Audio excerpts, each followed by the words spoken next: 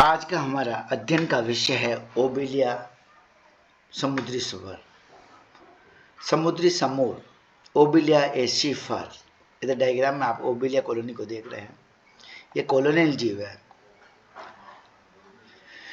Coelenterata संघ के अंतर्गत आने वाले सदस्य एसिलोमेट होते हैं तथा इनमें अरीय सम्मति पाई जाती है, जो कि निम्न श्रेणी के अकशेरुकियों की एक शाखा रेडिएटा का संघ है। सिलेंट्रेटा प्राणी में दो भिन्न प्रकार के जीव पाए जाते हैं, इसलिए इसे डाइमॉर्फिक जीव कहते हैं। इन डाइमॉर्फिज्म में एक पॉलिप होता है और दूसरा मेडुसा होता है। पॉलिप स्थिर और स्थानबद्ध होता है, जबकि मेडुसा शंकुरूपी, नालाकार, बेलनाकार और स्वतंत्र जीवी होता है। मेडुसा स्वतंत्र रूप से तैरता है। तैरते समय इसकी घंटी या छतरी के आकार के होते हैं। कुछ सिलेंडर प्राणियों के जीवन चक्र में दोनों ही अवस्था पाई जाती है, जो एकांतर क्रम में आती रहती है। सिलेंट्रेटा संघ के अंतर्गत आने वाले जंतु डिप्लोब्लास्टिक है, द्विजन स्तरीय है। इनके शरीर का शारीरिक संगठन ऊतक स्तर की कोटि का होता है। हाइड्रा एक स्थानबद्ध स्वच्छ जलीय पॉलिप था, जबकि अधिकांश हाइड्रोजन कॉलोनियल्स होते हैं, एक्सक्लूसिव समुद्रवासी होते हैं। पॉलिप और मेडुसा दोनों अवस्था पाई जाती है। ऐसा ही एक एग्जाम्पल ओबेलिया कॉलोनी है, जिसमें पॉलिप और दोनों अवस्था पाई जाती है। समुद्री है और कॉलोनी बना के लेता है और हाइड्रोजोआ का सदस्य है, इसलिए समुद्रवासी नेवाई हाइड्रोजोन है। इसके एग्जाम्पल है ओबेलिया जेनिकुलेटा, ओबेलिया स्पीशीज और जेनिकुलेटा ओबेलिया जीनस और जेनिकुलेटा स्पीशीज है। यदि हम इसके वर्गीकरण को देखें, phylum coelenterata, class hydrozoa, order hydroida, उपगण या sub order leptomedusae, family eucopidae, genus obelia और स्पीशीज जेनिकुलेटा, जाति जेनिकुलेटा। ये कॉलोनी ओबेलिया कॉलोनी का स्ट्रक्चर हमारे सामने है। ओबेलिया कॉलोनी एक स्थानबद्ध समुद्रवासी निवाई हाइड्रोइड कॉलोनी है, जो संपूर्ण विश्व में पाया जाता है। ये उत्तरी अटलांटिक और पैसिफिक महासागरों के तटीय जल में बहुत अधिक मात्रा में पाया जाता है। 80 मीटर जल की गहराई तक ये पाया जाता है। इसके दो अलैंगिक और लैंगिक दोनों ही रूपों में मिलता है। अलैंगिक रूप इसका हाइड्रोइड कॉलोनी होता है, जो पत्थरों, चट्टानों, जंतुओं के कवचों, लकड़ी के ढेरों, लेमिनेरिया गैस के समान समुद्री पौधों इत्यादि से चिपका रहता है। ये कोमल, श्वेताभ, हल्के भूरे रंग का फर के समान दिखाई देता है, किंतु जब इसका लैंगिक रूप हो जाता है तो एक छोटी घंटी के समान, छाते के समान मुक्त प्लावी अवस्था होती है, जिसे हम मेडुसा कहते हैं। पूरी कॉलोनी के डायग्राम को एक बार हम अवलोकन करें तो ये ओबेलिया कॉलोनी का डायग्राम है, जिससे नीचे का स्पर्श जो होता है वो हाइड्रोरेजा कहलाता है, जिससे निकली हुई उदर राज्य हाइड्रोकोलस कहलाती है। हाइड्रोकोलस जो पुराने वाले नीचे वाला बेस वाला भाग है, वहाँ पर पॉलिप के साथ साथ इसमें एक गोनेंजियम निकला हुआ होता है। गोनेंजियम का जो कवर होता है वो गोनोथीका कहलाता है। इसका अपर्चर गोनोपोर कहलाता है और इसके अंदर ब्लास्टोस्टाइल की उत्पत्ति होती है। जो इस आगे आगे की ओर बढ़ जाती है तो ऊपर की ओर निकले हुए पॉलिप के जो स्पर्शक सुकड़े होते हैं तो कॉन्ट्रैक्टेड हाइड्रेंथ कहलाता है। जिसके स्पर्शक खुले होते हैं वो एक्सटेंडेड हाइड्रेंथ कहलाता है। एक्सटेंडेड हाइड्रेंथ के सेंटर में माउथ होता है, जो कि चारों ओर स्पर्शकों से या टेंटेकल से घिरा हुआ होता है, और नीचे की ओर जो है एक सेल्फ पाया जाता है, जो पेरिसार्क और सिरोसार्क के मध्य में होता है, जो इसे अंदर की ओर गिरने से रोकता है। इसके अलावा इसमें गतियों के लिए यह सर्कल एन्यूलाइज पाई जाती है। ए ओबेलिया कॉलोनी का डायग्राम हमने देखा। हाइड्रोइडा कॉलोनी निवे की मॉर्फोलॉजी का यदि हम अध्ययन करें तो सबसे पहले एक्सटर्नल मॉर्फोलॉजी, एक्सटर्नल फीचर्स की बात करें। ओबेलिया कॉलोनी कोमल, अर्धपारदर्शी, श्वेताभ, हल्के भूरे रंग की होती है। इसमें ऊर्ध्वाधर शाखित स्तंभ मिलते हैं। इन्हें हाइड्रोकोलाई या हाइड्रोकोलस कहलाते हैं। ये हाइड्रोकोलस की उत्पत्ति इनमें जड़ के समान जो स्टोलन या हाइड्रोराइजा होती है उससे होती है। हाइड्रोराइजस से हाइड्रोकोलस 2 या 3 सेंटीमीटर ऊपर की ओर निकले होते हैं। ये धागे की समान संरचनाएं होती है और निवे की जो है सिंपोडियल ग्रोथ के लिए उत्तरदायी होती है। प्रत्येक जो हाइड्रोस्तंभ होता है उस पर एकांतरित ब्रांचें होती है। कभी कभी इन पार्श्व शाखाओं में तीसरे क्रम की शाखा भी निकलती है। प्रत्येक शाखा के शीर्ष पर एक जूइड्स पाया जाता है जो या तो हाइड्रेंट हो सकता है या फिर मेडुसॉइड या पॉल हो सकता है। हाइड्रेंट है तो उसको हम पॉलिप कहेंगे। जो प्रोड पॉलिप होंगे उनके कक्ष में बेलन के आकार की संरचना निकलती हुई वह ब्लास्टोस्टाइल कहलाती है। इस ब्लास्टोस्टाइल का आवरण गोनेजिया कहते हैं इसको। इस निवे में 2 प्रकार के जीवक के कारण ओबेलिया जो है डाइमॉर्फिक कॉलोनी कहलाती है।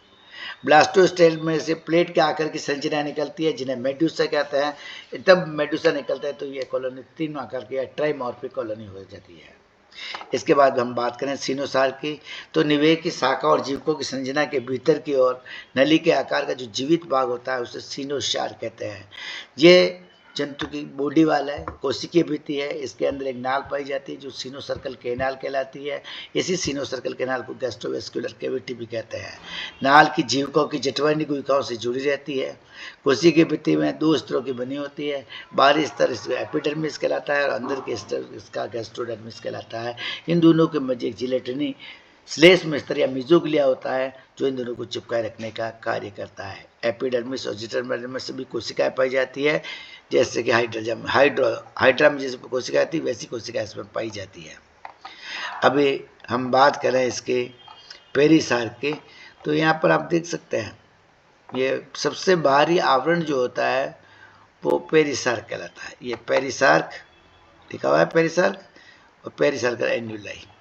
पेरिसार्क सीनोसार्क बॉडी वाल थी जो एपिडर्मिस और गैस्ट्रोडर्मिस से मिलकर बनी है। उसके बाहर की ओर की संरचना भूरे रंग की दृढ़ पारदर्शी और निर्जीव क्यूटिकल का आवरण होती है। यही आवरण जो है पेरिसार कहलाते हैं। पेरिसार का स्त्रावण एपिडर्मिस की कोशिकाओं के द्वारा होता है। ये पेरिसार निवे को सुरक्षित रखता है। कठोर होने के कारण निवे को आलम प्रदान करने का कार्य करता है, इसलिए इसको एक्सोस्केलेटन की भांति भी जाना जाता है। शिशु निवे जो होती है उसमें पेरिसार और सीनोसार के बीच बहुत ही अधिक निकट संबंध रहता है, क्योंकि जो ही कॉलोनी प्रौढ़ हो जाती है तो इसके दोनों पेरिसार और सीनोसार के मध्य अवकाश हो जाता है और केवल कुछ स्थानों पर आपस में जुड़ी रहती है। प्रत्येक जीवक के आधार जो होता है ये एक जॉइड है। ये आधार, उसके आधार पर वलन पाए जाते हैं। इन वलनों को पेरिसार्कल एन्युलाई कहा जाता है। पेरिसार्कल एन्युलाई प्रत्येक शाखा के आधार के नीचे पाए जाते हैं। ये इधर भी पेरिसार्कल एन्युलाई और इधर भी है। पेरिसार्कल एन्युलाई की उपस्थिति के कारण ही सीनोसार का बना हुआ हाइड्रेंथ जो होता है वो इसके कॉलोनी के अंदर नहीं जा पाता है। पेरिसार्क ही निवे को दृढ़ बनाता है। इन्हीं वलनों के कारण जल की धारों के प्रभाव से इस कॉलोनी में सीमित झूलने के समान गतियाँ होती है। जीवक जूइड्स निवेही सिलेंट्रेट का जो प्रत्येक प्राणी होता है उसके जीवक या जूइड्स शब्द का प्रयोग किया जाता है। कॉलोनी में पहले ही बताया जा सकता है कि ओबिलिया कॉलोनी डाइमॉर्फिक कॉलोनी है। इसमें एक पॉलिप होता है जिसे हम हाइड्रेंथ कहते हैं, दूसरा गोनेंजिया होता है। ये दोनों प्रकार के जीवक आकार के रूप से और कार्य के रूप से बिल्कुल भिन्न होते हैं। सबसे पहले हम पॉलिप या हाइड्रेंथ की बात करें। इस हाइड्रेंथ का चित्र देखें तो इस प्रकार से होता है। ये एक हाइड्रेंथ का चित्र है जिससे सबसे बाहर की ओर पेरिसाल का आवरण पाया जाता है। पेरिसार का आवरण इस पॉलिप के नीचे की ओर मिलकर के एन्युलाई बनाता है। इनको पेरिसार्कल एन्युलाई कहते हैं, जिसके अंदर सीनोसार का बना हुआ ये हाइड्रेंथ या पॉलिप रहता है। इस हाइड्रेंथ के बाहर का आवरण हाइड्रोथीका कहलाता है। जब हम इसकी सीनोसार की बात करेंगे तो कहेंगे सीनोसार एपिडर्मिस का और गैस्ट्रोडर्मिस से मिलकर के बना हुआ होता है। एपिडर्मिस और गैस्ट्रोडर्मिस दोनों मिजोग्लिया के माध्यम से चिपकी हुई होती है।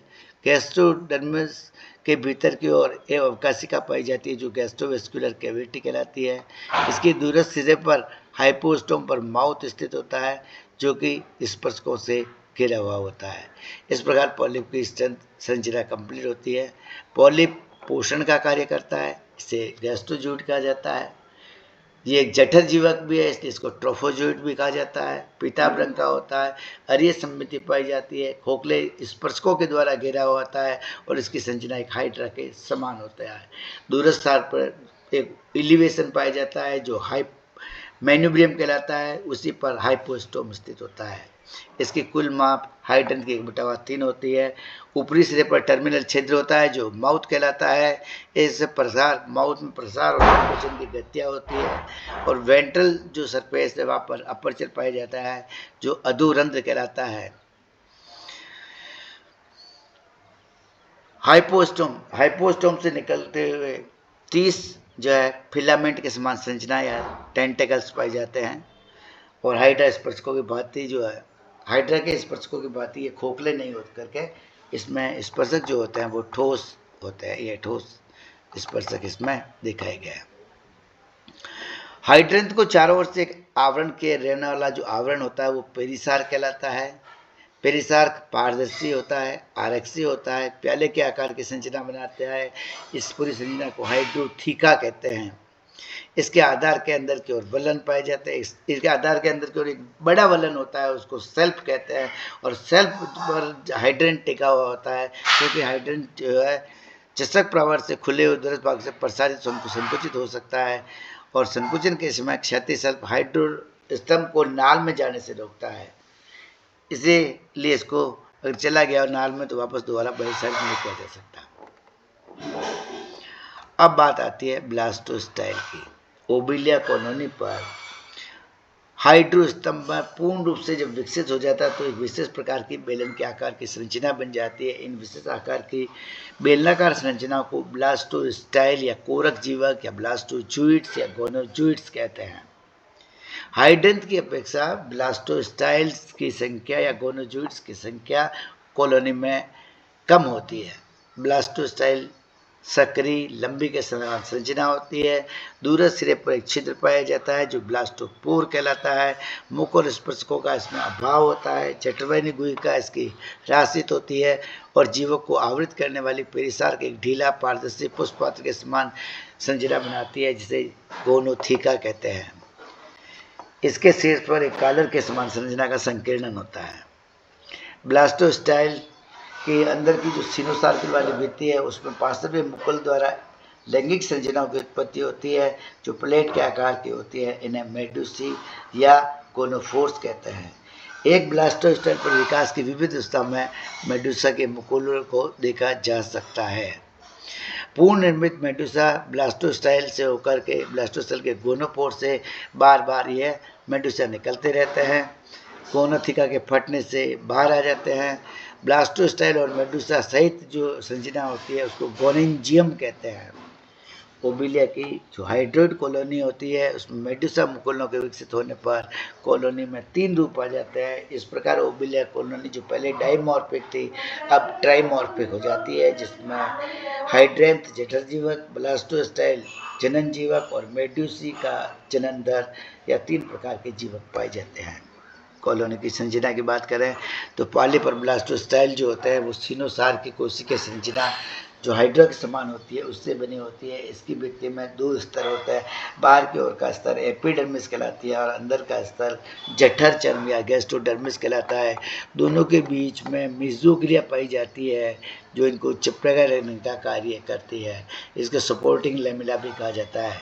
सबसे पहले अब एपिडर्मिस की बात करें तो एपिडर्मिस पतली होती है, मुख्यतः बड़ी शंकु आकार की स्तंभी उपकला कोशिकाओं तो एपिथेलियो मसल सेल्स की बनी होती है। इन कोशिकाओं का आधार भाग चौड़ा होता है और बाहर की ओर ये सक्रिय होते हैं। इसमें अरेखित पेशी तंतुओं से बढ़कर ये अधिचर्म मिजोग्लिया के बीच अनुदैर्घ्य रूप से व्यवस्थित होती है। ये तंतु शरीर और स्पर्शकों को शीघ्रता से समेटने का कार्य करती है। इनमें संकुचनशीलता पाई जाती है। पेशी उपकला पेशी कोशिकाओं के बीच बीच में छोटी छोटी कोशिकाएं पाई जाती है जिनको इंटरस्टिशियल सेल्स कहते हैं। उनका पूर्णतः इसमें अभाव होता है। अधिचर्म में निमेटोसिस्ट सहित नीडोब्लास्ट भी होती है जो मुख्य रूप से स्पर्शकों में जाकर के बैटरीज का निर्माण करने का कार्य करती है। ये वल्लई बैटरियाँ एन्यूलर बैटरीज बनाती है निमेटोसिस सिनोकार्प में विशेष रूप से पाली के आधार भाग में पाई जाती है तथा दंश कोशिका बनाती है, शीघ्र अपने अंतिम स्थान पर पहुंच जाती है। ओबिलिया कॉलोनी में पाई जाने वाली निमेटोसिस्ट पेनिट्रेंट प्रकार की होती है। मेजोगिलिया के दोनों ओर बड़ी बड़ी शाखित तंत्रिका कोशिकाओं का तंत्रिका जालक पाया जाता है, जो कि हाइड्रा से भिन्न इसके पालिप में अधिचर्म में जनन कोशिकाएं नहीं बनती है। जठर चर्म गैस्ट्रोडर्मिस संपूर्ण कोलोन की गैस्ट्रोवेस्कुलर कैविटी गैस्ट्रोडर्म के द्वारा आश्रित रहती है। यह मुख्यतः बड़ी बड़ी पोषक पेशी कोशिका या न्यूट्रिटिव मसल सेल्स की बनी होती है। इन कोशिकाओं के भीतरी या मुख सिरे अमीबाब की भांति भोजन कणों को निगलने के लिए कूटपदों का निर्माण करते हैं। कभी कभी इन कूटपदों के स्थान पर लंबे लंबे कसाब बन जाते हैं, जो जठरवाहिनी गुहिका में भोजन के कणों को निरंतर गतिशील बनाए रखने तथा पचे हुए भोजन को सिनुसार नली में संचारित करने में सहायक होते हैं। अधोरंत्र में इन कोशिकाओं के बाहरी सिरे अरेखित पेशी तंतुओं के रूप में वृद्धि करके वृत्तीय रूप से व्यवस्थित हो जाते हैं। मुख बंद करके जठरवाहिनी गुहिका को छोटा करने का कार्य करते हैं। इन पोषक पेशी कोशिकाओं के बीच बीच में छोटी छोटी ग्रंथिल कोशिकाएं भी पाई जाती है, जिनका जीवित द्रव्य कर्णधार होता है। ये कोशिकाएं जठरवाहिनी गुहिका को पाचक रसों का स्त्रावण करती है, जिससे भोजन का पाचन होता है। पहले भी बताया कि इसके जो स्पर्शक होते हैं ठोस होते हैं। इसके अंदर छोटी छोटी बेलनाकार धान्युक्त मोटी संरचनाएं कोशिकाओं की एक बनी पंक्ति के ऊपर व्यवस्थित बनी होती है, जिसे जठरटर्मी कोल्ड गैस्ट्रोडर्मल लेमेला कहते हैं। जठर चर्म में शाखित तंत्रिका कोशिकाओं का एक जाल बना होता है, जो नर्व नेट कहलाता है। ये नर्व नेट मेसोगिलिया में फैला होता है। यदि हम कोलोनी की आकार की को देखें, कार्य की को देखें, निवेह की कार्य की फिजियोलॉजी ऑफ कॉलोनी, गति सबसे पहला तो निवेह में स्थानबद्ध है। ओबिलिया कोलोनी स्थानबद्ध जीवन होने के व्यतीत करने के कारण एक स्थान से दूसरे स्थान पर गति नहीं करके इसके शरीर में पेरिसार के उपस्थिति के कारण वलयी संकीर्णन जो है जल की धारों के प्रभाव में झूम झूम कर कुछ गतियाँ प्रदर्शित करते हैं। ये जीवक विशेषकर पालिप शरीर को संकुचित एवं प्रसारित करते रहते हैं। इनके स्पर्श को पर्याप्त रूप से मोड़ा जा सकता है। पोषण पॉलिप या हाइड्रेंथ जो होता है वो निवेह के लिए एक अनशनकारी जीवक फीडिंग पॉलिप का कार्य करता है। ये खाने की दृष्टि से मांसाहारी होते हैं। छोटे छोटे जलीय क्रस्टेशियाई निमेटोड्स और कृमियों को खाते हैं। दंश कोशिकाओं से सुसज्जित स्पर्शक कोशिका को पकड़ने और मुख में पहुंचाने का कार्य करते हैं। जठर में ग्रंथिल कोशिका पाचक रस स्त्रावित करती है, जो पालिप की जठरवाहिनी गुहिका में भोजन का आंशिक रूप से एक्स्ट्रा सेल्युलर डाइजेशन कर देती है।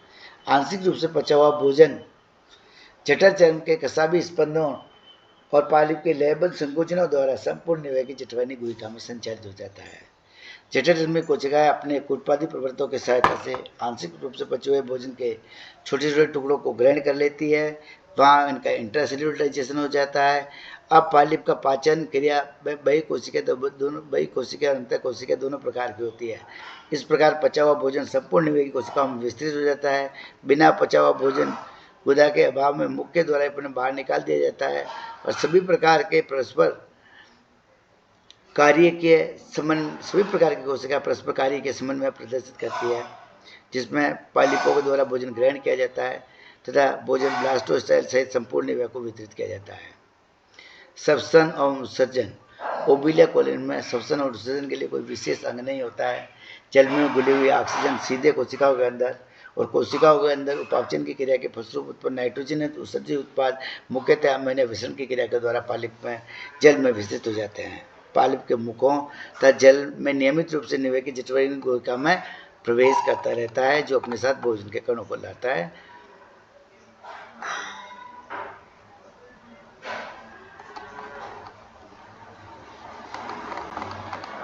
अलैंगिक जनन ओबिलिया कॉलोनी में लैंगिक जनन नहीं होता है,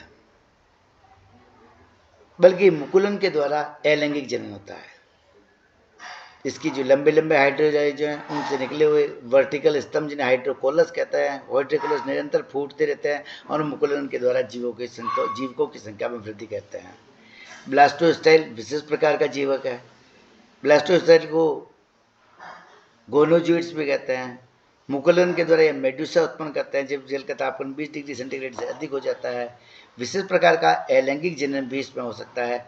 इस प्रकार के जनन में जनन ग्रंथियां बनाने वाली मुकुल जो होती है वो प्रत्यक्ष से आधार तल पर स्थापित होकर के स्टूलन के समान वृद्धि करने लग जाती है। दूसरी संरचना इसमें मेडुसा है। मेडुसा एक रूपांतरित जीवक है। मेडुसा का निर्माण ब्लास्टोस्टाइल पर होता है अलैंगिक मुकुलन से। मेडुसा के परिवर्तन बसंत या ग्रीष्म ऋतु में होता है। बसंत और ग्रीष्म ऋतु में ब्लास्टोस्टाइल्स की मेडुसा मुकुलों की बहुत बड़ी संख्या देखी जा सकती है। ये परिवर्तन की विभिन्न अवस्थाओं में यहाँ पर देखने को मिलता है।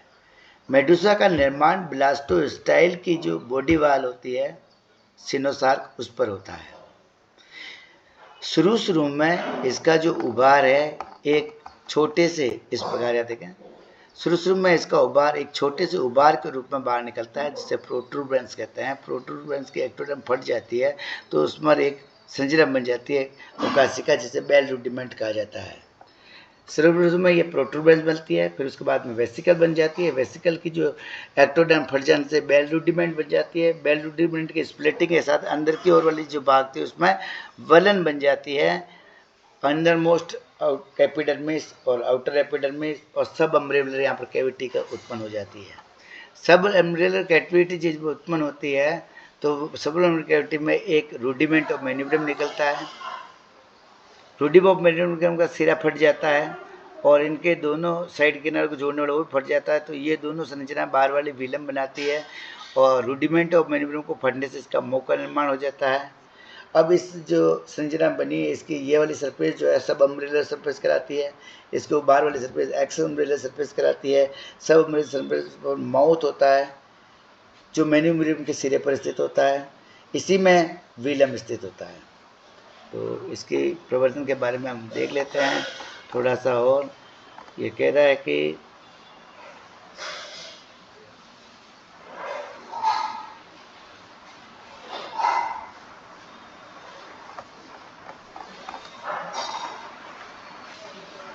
मेडुसा अवस्था के परिवर्तन को हमने देखा कि बसंत और ग्रीष्म में मेडुला मुकुलों की बहुत सारी संख्या देखी जा सकती है जिसका निर्माण ब्लास्टोस्टाइल की भित्ति पर हो। एक प्रोट्रूबेंस की बात होता है। प्रोट्रूबेंस बड़ा होता है तो एक वेसिकल बन जाती है।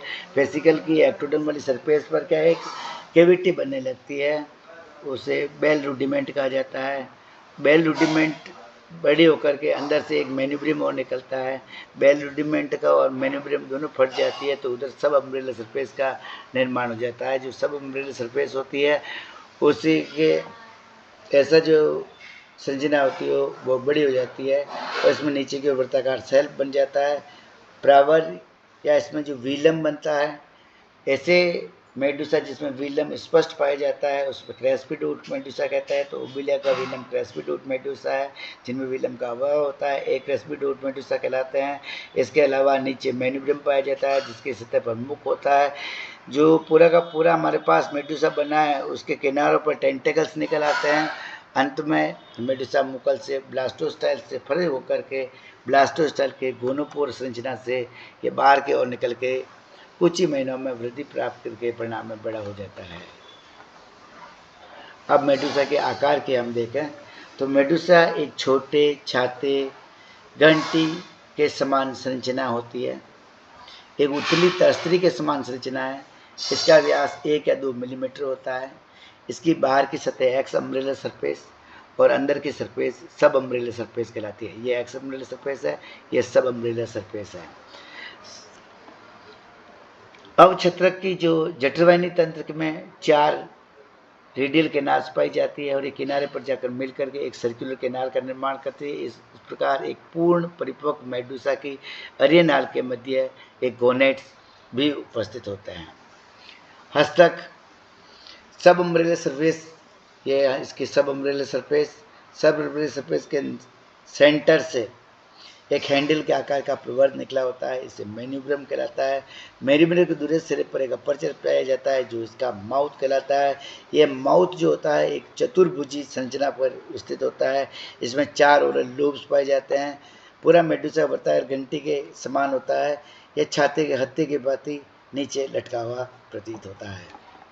प्रारंभ में छत्र के किनारे से अंदर की ओर देखें तो वहाँ पर सेल्फ के आकार का बना हुआ एक संरचना होती है जिसे व्हीलम कहता है। जिनमें व्हीलम पाया जाता है उसे क्रस्ट रूप में दर्शाया जाता है। ओबिलिया कॉलोनी में व्हीलम बहुत कम होती है। स्पर्शक छत्र के किनारे पर असंख्य ठोस छोटे छोटे स्पर्शक पाए जाते हैं। स्पर्शक संकुचनशील होते हैं। इन पे 10 कोशिकाओं युक्त बैटरीज पाई जाती है। इन स्पर्शकों के आधार तल फूल करके संरचना बनाते हैं जिसे टेंटिकुलर बल्ब कहा जाता है। टेंटिकुलर बल्ब में सेंसरी स्ट्रक्चर स्टेटोसिस्ट लगी होती है। ऐसे टेंटिकल्स एड्रेडियल पर स्थित होते हैं। इनमें निमेटोसिस्ट का निर्माण होता है। एक नया निकला हुआ मेडुसा में 16 स्पर्शक होते हैं। स्पर्शकों की संख्या इसकी आयु की वृद्धि के साथ धीरे धीरे बढ़ती रहती है और स्पर्शकों की उपस्थिति के कारण इसका नाम मेडुसा रखा गया। यूनानी पौराणिक कथा में ऐसा माना जाता है मेडुसा का मतलब एक दैत्य का सम्मान कराता है। गैस्ट्रोवेस्कुलर कैविटी आयताकार मुख के एक सक्रिय भाग में जो मुख होता है वो सक्रिय मार्ग से गुजरता हुआ अंदर की ओर गलट में खुलता है। गलट नीचे की ओर हस्तक के आधार और छत्र के केंद्र में होकर के आमाशय में खुलता है।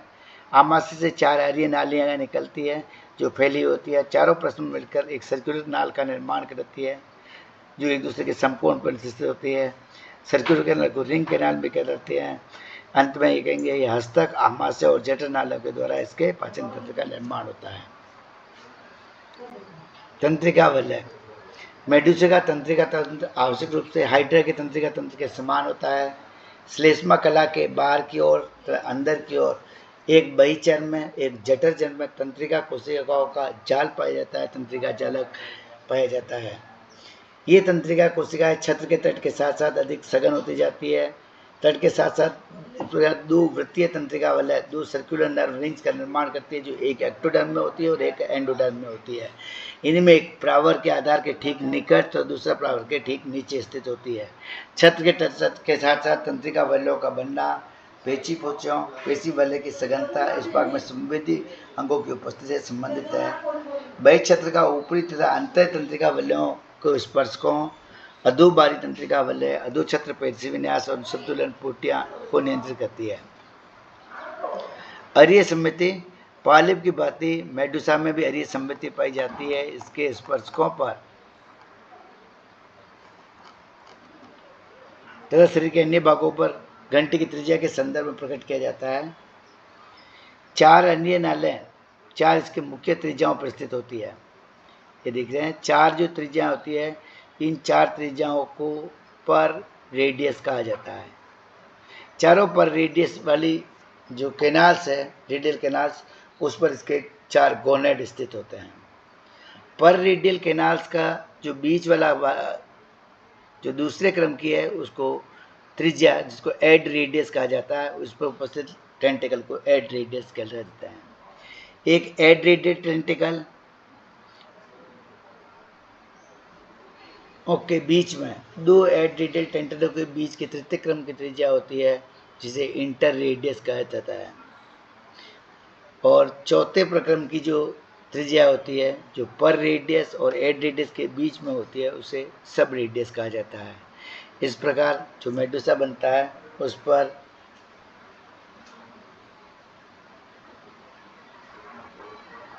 सोलह स्पर्शक पाए जाते हैं इसकी त्रिज्याओं पर। इंटर रेडियस बता दिया। इंटर रेडियस टेंटिकल के बाद में एड रेडियस के बाद में सब रेडियस टोटल 8 और 16 स्पर्शक पाए जाते हैं। इस प्रकार हम देखें एक मेडुसा में 4 स्पर्शक अरीय नालों पर मुख के 4 कोणों पर 4 पर रेडियस और 4 अन्य स्पर्शक इंटर रेडियस प्रकार के और 8 स्पर्शक जो है एड रेडियस प्रकार के कुल 16 रेडियस जो है इसकी डेवलपमेंट की अवस्था में देखे जा सकते हैं। मेडुसा की हिस्टोलॉजी को यदि हम देखें तो मेडुसा की उत्तकी की दृष्टि हाइडेंथ के समान ही मिलती जुलती है। इसमें भी बाहर की ओर एक्टोडर्म जैसे एपिडर्मिस और अंदर की ओर गैस्ट्रोडर्मिस पाई जाती है। एपिडर्मिस सतत होती है बाहर की एक्सटर्नल सरफेस का निर्माण करती है। गैस्ट्रोडर्मिस जो होती है अंदर की ओर इसमें पाई जाती है। गैस्ट्रोडर्मल कोशिकाओं से एक संकुचन विस्तराओं का अभाव होता है इससे अधिचर्मी पेशी तंत्र पाया जाता है और हाइड्रा से अधिक विकसित होती है। अधिचर्म और जठर चर्म दोनों इसकी बॉडी वाल में मेसोगिलिया के माध्यम से चिपकी हुई होती है, जो कि जेली के समान प्रतीत होती है।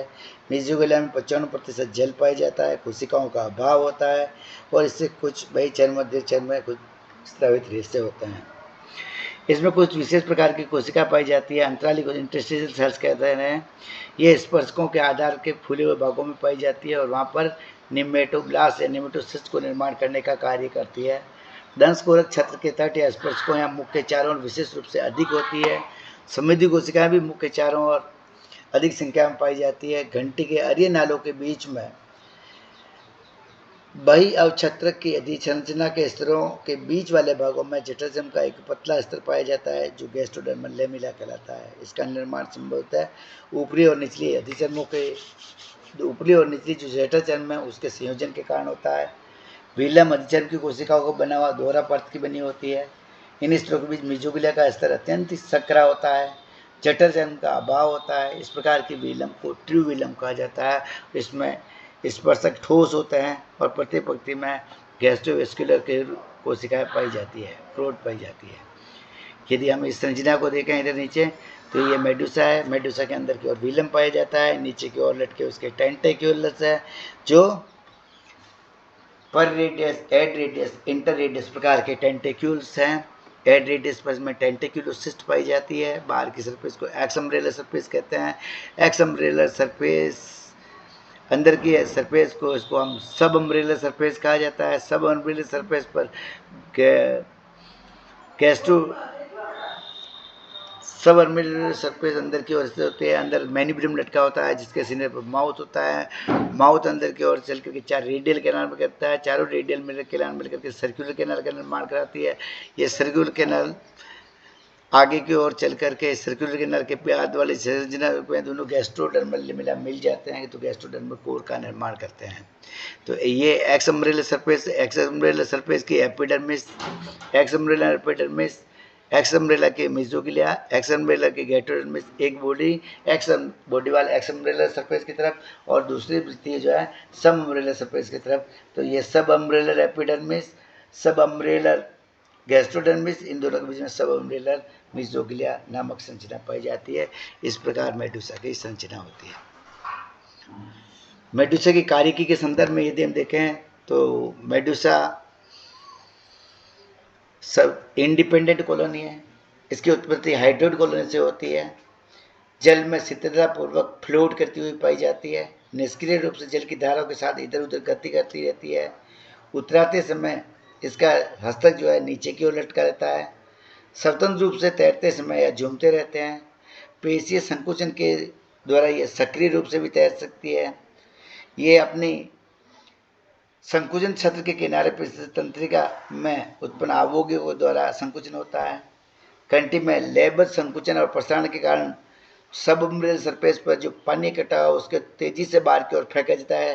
तो पिचकारी के समान ये प्राणी झटके के साथ आगे की ओर बढ़ता रहता है। घंटी का होना इसकी जो एपिडर्मल मसल सेल्स है उसके पेशी पुंजों के संकुचन द्वारा होता है। अवक्षेत्र सतह पर विशेषतः घंटे के किनारों पर अत्यंत विकसित एक पेशीय बलन पाया जाता है। बहिक्षेत्र की सतह पर यह विकसित रहता है। घंटी का खुलना मुख्यतः इसकी लचीली मेसोगिलिया के द्वारा होता है। अपनी पहली अवस्था धारण कर लेती है। कुछ हद तक बहिक्षेत्र के स्थित पेशी तंतुओं में संकुचन होता है। तैरते समय शरीर को एक ओर तिरछा करके तैरती है। अंदर के शरीर को पलट करके बाहर उल्टी दिशा में निकल जाती है। ऐसी स्थिति में इसकी सम सरफेस अब छत्रक सतह की तरफ बाहर आ जाती है। ये उल्टा उत्तल जैसी संरचना हो जाती है और हस्तक ऊपर की ओर उठा हुआ होता है। पोषण की दृष्टि से मेडुसा मांसाहारी है। कृत्रिम रूप से नेमेटोड्स, कीट, क्रस्टेशियाई जंतुओं को ये खाता है। भोजन को नेमेटोसिस्ट के माध्यम से अचेत करके पकड़ लेता है।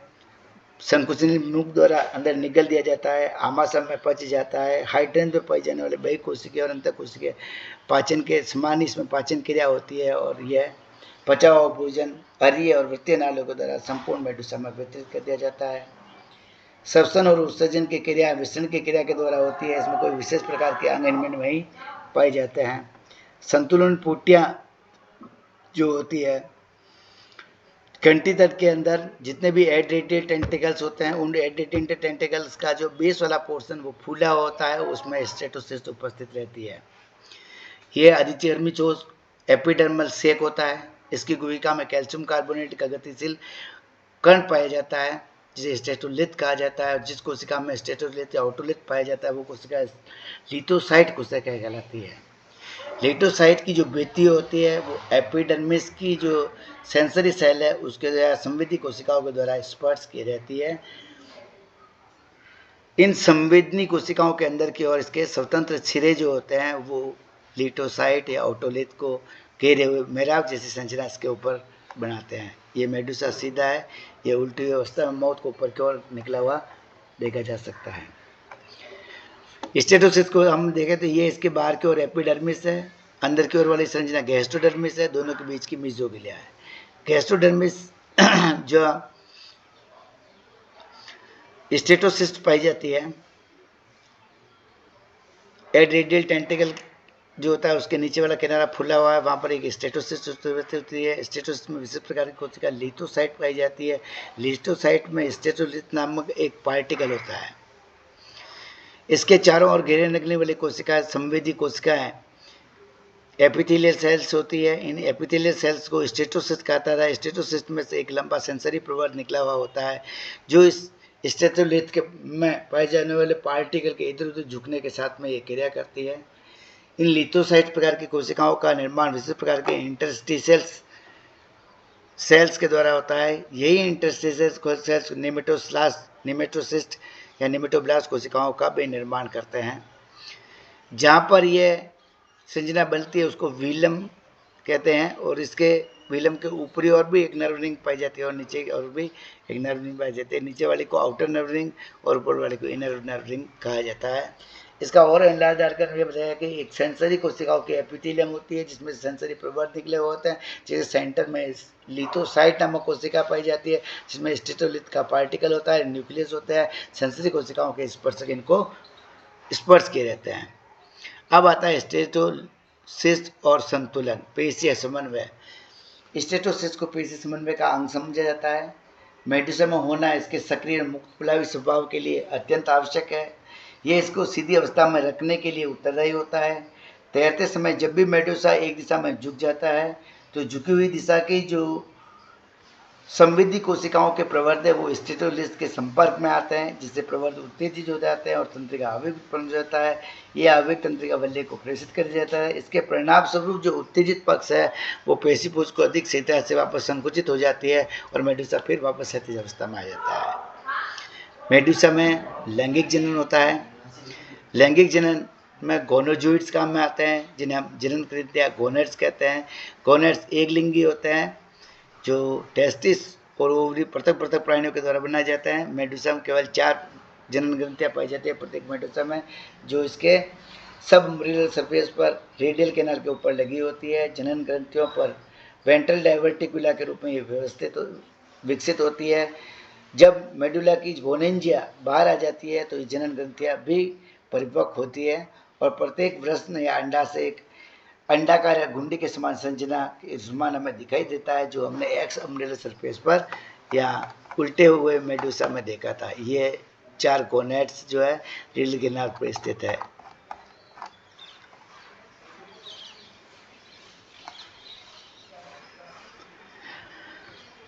प्रत्येक मेडुसा में केवल 4 ही जनन ग्रंथियाँ पाई जाती है। ये सब अम्ब्रेलर सरफेस पर स्थित होती है, अरेनाल पर स्थित होती है। इसमें वेंट्रल डाइवर्टिकुला के रूप में विकसित होती है इसकी मेम्ब्रेन। मेडुसा की जब गोनिंजिया बाहर निकलती है तो इसमें जनन ग्रंथियाँ परिपक्व हो जाती है। इसमें वृषणाल से या अंडा से जो अंडाकार घुंडी के समान संरचना में निर्माण हो जाता है। इसका आवरण जो है एक्स अम्ब्रेलर सरफेस के अधिचर्म से जुड़ा रहता है। अंदर की ओर अरेनाल में जठरचर्म का आश्रित होता है। इन दोनों के बीच में मीजोग्लिया पाई जाती है।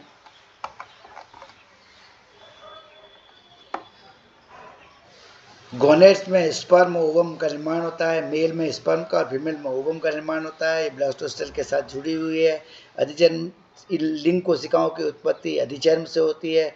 शीघ्र ही इनको जठरचर्म के द्वारा निगल दिया जाता है। जहाँ से यह अंत में जनन ग्रंथियों में पहुँच जाती है। वहाँ से परिपक्वन के द्वारा युग्मक जब बन जाते हैं तो जनन ग्रंथियों से यह जनन ग्रंथियाँ वास्तविक जनन ग्रंथियाँ नहीं है परंतु प्रवर्धनशील युग्मकों का समूह है। परिपक्व जनन ग्रंथियाँ की जो बाहरी दिशा में फट जाती है तो युग्मक जल में मुक्त हो जाते हैं। ओबिलिया की लाइफ साइकिल को देखें तो सबसे पहले निषेचन एक्सटर्नल पाया जाता है, जल में बाहर क्यों होता है, दोनों युग्म जल की धारा से छोड़ दिए और मिल गए तो फर्टिलाइजेशन हो जाता है। उसके पश्चात शुक्राणु अंडे को निषेचित कर देता है, निषेचित करने के बाद युग्मक से जाइगोट का निर्माण हो जाता है। फिर जाइगोट में से आगे के डेवलपमेंट की अवस्था में सबसे पहले क्लीवेज आता है, विदलन। युग्मनज में होलोब्लास्टिक क्लीवेज होता है, जिससे एक ठोस गेंद के समान संरचना मोरूला बन जाता है। मोरूला बाद में कैविटी बनने लगती है तो ब्लास्टुला बन जाता है। ब्लास्टुला खोखली गेंद की समान संरचना हो जाती है, जिसमें ब्लास्टोसिल उपस्थित होती है। तो ब्लास्टोमेज के उपस्थिति के कारण ये इसमें गैस्टुलेशन होने लगता है। गैस्टुलेशन दो प्रक्रिया होता है। प्रथम कोरखंडों की आंतरिक सतह से नई कोशिका बनकर पृथक हो जाती है और वे कोरक गुहा में बढ़ जाती है। इस प्रक्रिया को विस्तरण कहते हैं। दूसरी एक ध्रुव कोशिका से कोशिका पृथक हो जाती है, यूनिपोलर इंग्रेशन कोरक गुहा में आती है, उस प्रकार संपूर्ण गुहा बढ़ जाती है। भ्रूण अब एक ठोस गैस्टुला या स्टीरोगैस्टुला बन जाता है और इसके बाहरी स्तर को एक्टोडर्म, अंदर के स्तर को एंडोडर्म कहा जाता है। इसके पश्चात गैस्टुला की लंबाई में प्रवृत्ति हो जाती है। बहुचर्मी कोशिकाओं पर सीलिया आ जाते हैं। एक मुक्त प्लेनुला लार्वा में परिवर्तित हो जाती है। शीघ्र इसकी ठोस संरचना एंडोडर्म में डिलेमिनेशन द्वारा एगुइका विकसित हो जाती है, जिसे आर्केंट्रॉन कहते हैं। आर्केंट्रॉन जो है गैस्टुला अवस्था की कैविटी है। ये डबल लेयर होती है, बाहर की ओर इसमें एक्टोडर्म होती है और अंदर की ओर एक भीतरी एंडोडर्म होती है। हिस्टोलॉजी की दृष्टि से देखें तो ectoderm sensory, neural, gland cells, muscular cells और नेमेटोसेल्स जैसी सभी कोशिकाएं इसमें उपस्थित हो सकती है। शुरू में जो अवस्था बनती है वो हाइड्रूला कहलाती है, छोटे आकार की संरचना है। कुछ समय तक प्लेनुला लार्वा मुक्त प्लावी जीवन बिताने के पश्चात जल की सतह में डूब जाता है और अंदर की ओर पत्थर या जलवासी जो पौधे होते हैं उसके किनारे पर चिकर जाता है। इस ठोस पदार्थ पर चिकर गिरने पर इसका कायांतरण हो जाता है। प्रारंभिक सिरा चिपकने के लिए बेसल डिस्क तथा दूरस्थ सिरा स्वतंत्र सिरे या मुख की ओर स्थित होता है। धीरे धीरे इस पर हस्तक स्पर्श सर्कुलेट विकसित हो जाती है। अलर्वा अवस्था जो है पॉलिप या हाइड्रा के समान दिखाई देने लगती है। यह अलैंगिक मुकुलन की क्रिया के द्वारा बढ़ता है। धीरे धीरे वृद्धि करके एक पेरेंट ओबिलिया कॉलोनी की भांति बन जाता है। बड़ा होकर एक नया शाखादार ओबिलिया निवय का निर्माण करता है। ओबिलिया के समान स्थापन जीव में जीवन वृंत में मुक्त प्लावी मेडूसा लार्वावस्था का पाया जाना इसके लिए अति लाभदायक है। इसके कारण इसका प्रकीर्णन हो सकता है और प्रकीर्णन होने के कारण जाति की एक ही जगह पर ओवर क्राउडिंग से यह बच जाता है। लाइफ साइकिल को हम यहाँ देख सकें डायग्राम के माध्यम से। यह हाइड्रोडाइजा, हाइड्रोकोलास, इस पर एकांतर क्रम में लगे हुए ब्लास्टोस्टाइल्स और हाइड्रेंथ, ये पूरी ओबिलिया कॉलोनी।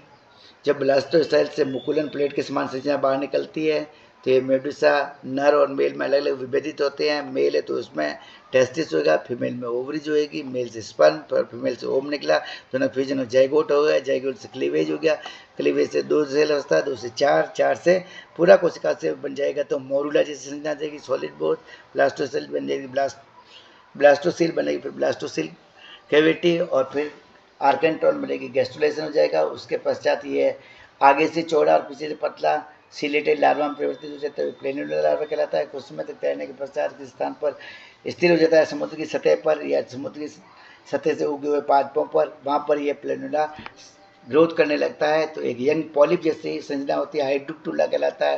हाइड्रोक्टुला से फिर वापस पुनः ओबिलिया कॉलोनी का निर्माण हो जाता है। इस पर ओबिलिया का जीवन वृंत ये कंप्लीट हुआ।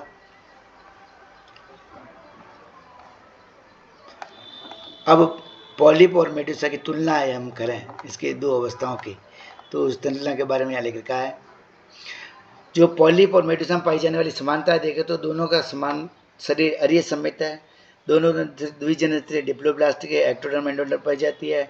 मेडुसा में एक्सअम्ब्रेलर सरफेस की सतह जो होती है वो पॉलिप के समान होती है और सब अम्ब्रेलर सरफेस जो गैस्ट्रोडर्मिस के समान होती है। इसमें पाया जाने वाला मेन्यूमिडियम पर माउथ स्थित होता है जो हाइपोस्टोम पर स्थित माउथ के समान संरचना होती है। मेडुसा में आमाशय, अरियनाल और वर्तिनाल पॉलिप में पाई जाने वाली गैस्ट्रोवेस्टिबुलर कैविटी के समान होती है। दोनों ही मांसाहारी होते हैं, दोनों में स्पर्शक पाए जाते हैं, स्पर्शक ठोस होते हैं। भोजन को पकड़ करने के पश्चात दोनों में इंट्रासेल्युलर और एक्स्ट्रासेल्युलर डाइजेशन होता है। पचा हुआ भोजन शरीर में वितरित कर जाता है सर्कुलेशन की विशेष प्रकार की विधि के माध्यम से।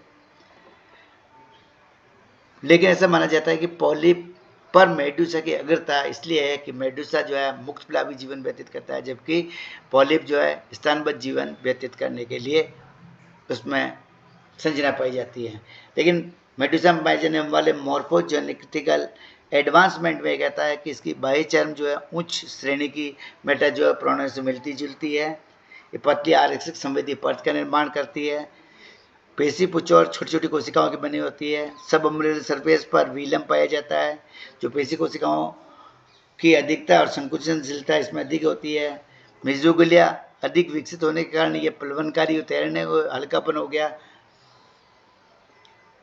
इसके अलावा इसमें जो है तंत्रिका प्रथम तंत्रिका कोशिका जो होती है वो एड्रेडियल टेंटिकल के उत्फुलन के दोनों तरफ दो नर्व निगों का निर्माण करती है। एड्रेडियल टेंटिकल का आधार फूला होता है, जिसमें सेंसरी स्ट्रक्चर या सेंस ऑर्गन स्टेटोसिस्ट के रूप में पाया जाता है। मुक्त प्लावी स्वभाव के कारण गोनेट्स का विकास हुआ। जाति प्रकीर्णन के लिए एक्सटर्नल फर्टिलाइजेशन का अनुकरण करती है और कार्य के रूप से मेडुसा की जो पेशीय क्रिया होती है वो पॉलिप के अपेक्षा अधिक होती है। पॉलिप से मेडुसा की उत्पत्ति की यदि हम बात करें तो इस प्रकार हम देख सकते हैं, पॉलिप और मेडुसा में पाई जाने वाली तुलना करें तो पॉलिप स्थानबद्ध मुक्त और बहुत कम होते हैं। मेडुसा मुक्त प्लावी जीवन। पॉलिप का शरीर बेलन के आकार का लंबा होता है। मेडुसा प्लेट के आकार का या छाते के समान होता है। पॉलिप के आधार की और संलग्न डिस्क जो होती है उससे पॉलिप ऊपर की ओर दिश रहता है और मेडुसा जो है आधार ऊपर की ओर, जिससे हस्तक इसका नीचे की ओर रहता है। पॉलिप में सामान्यतः 24 स्पर्शक होते हैं, मेडुसा में 16 स्पर्शक होते हैं और वयस्क में असंख्य स्पर्शक होते हैं। मिजोग्लिया का कम विकास पॉलिप में होता है। मेडुसा में मिजोग्लिया अधिक विकसित होती है। शरीर की संरचना में पेशी और तंत्रिका तंत्र सरल प्रकार के होते हैं पॉलिप में, और जटिल संरचना शरीर की इसमें पाई जाती है, जिसमें पेशी तंत्र, तंत्रिका तंत्र अपेक्षाकृत जटिल प्रकार के होते हैं। पॉलिप में विलम का अभाव होता है, मेडुसा में विलम पाया जाता है। मुख पॉलिप का मुख वृत्त के आकार का होता है और मुख पालियों का अभाव होता है। मेडुसा में मुख आयताकार होता है, मुख पालियाँ विद्यमान होती है। चतुर्वेणी गुहिका जो है सरल प्रकार की होती है और अरीय और वृत्तीय नालों में विभाजित नहीं होती है पॉलिप में, जबकि जठरवाहिनी गुहा आमा से 4 अन्य नालियों को और सर्कुलर कैनाल में पाई जाती है। हाइड्रा में ज्ञानेंद्रियाँ नहीं पाई जाती है। मेडुसा में जो 8 एड्रेडियल टेंटिकल है उनके आधार पर उत्फुल्ली हुई संरचना पाई जाती है, जिसमें स्टेटोसिस उत्पत्ति होती है। यह इसकी ज्ञानेंद्रिय है। जनन ग्रंथियों का हाइड्रा में भाव होता है, अलैंगिक जनन करता है हाइड्रंथ में, जबकि मेडुसा में अरीय नालों पर 4 ग्रंथियाँ रेडियल कैनाल पर पाई जाती है। हाइड्रंथ में मुकुलन द्वारा अलैंगिक विधि से जनन होता है और मेडुसा में युग्मकों के अलैंगिक विधि से युग्मक निर्माण के द्वारा इसमें जनन होता है। यह पॉलिप और मेडुसा का कंपैरिजन करें तो जो हाइड्रा की जो बेसल डिस्क है इसकी एक्स अम्ब्रेला सरफेस को बेसल डिस्क मान सकते हैं। फिर बाहर की एपिडर्मिस एक्स अम्ब्रेला सरफेस की एपिडर्मिस हाइड्रा की एपिडर्मिस की समान होती है। इनकी भी दोनों की मेसोग्लिया समान है, दोनों की गैस्ट्रोडर्मिस बिल्कुल समान है। टेंटेकल्स की यदि हम बात करें तो टेंटेकल्स जो होता है उसमें दोनों तरफ की गैस्ट्रोडर्मिस कोर का निर्माण करती है, जो कि मेडुसा और पॉली दोनों में पाया जाता है। और लास्ट में हाइपोस्टोम पर स्थित इसका माउथ होता है और हाइपोस्टोम पर उपस्थित इसका माउथ मेनिमिडियम में स्थित होता है। ये पॉलिप और मेडुसा में पाई जाने वाली समानता है और इनके परतों का नाम यदि हम देखें। इस प्रकार ये अध्याय हमारा कंप्लीट होता है। धन्यवाद। जय हिंद, जय भारत।